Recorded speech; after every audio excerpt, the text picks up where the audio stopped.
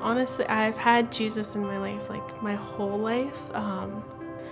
Growing up, I used to go down to Tennessee, and my grandparents used to take me to church, and I went to like a Bible school as well. And growing up, I went with camp. It was just kind of something I was told to do rather than something I wanted to do at the time. Growing up, it was just, it was difficult. My childhood was very, very rough. And then when my grandparents died, I kind of strayed away from Jesus a bit.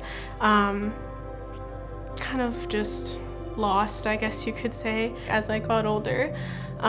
With all the mental health and with the fluctuations in my life, like a lot of fluctuations, kind of start leaning more towards like alcohol and drugs and stuff like that. But I always kind of leaned towards prayer, towards Jesus, because I knew it was something in my life all along. Just, it's been constant, whether it's in and out.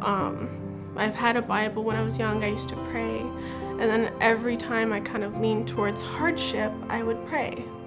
But I didn't fully know what that meant, I guess you could say, until I met my husband, Richard. Start bringing me to church and everything like that. And I started thinking a lot more about Jesus and about, you know, how he was in my life. And he was very consistent. Whether or not I was consistent with him, he was still there. And I kind of needed that, as well as when I first came to this church in August, we visited, and this prayer couple, they prayed for us. And at first I was hesitant, but they prayed for us, and I felt something.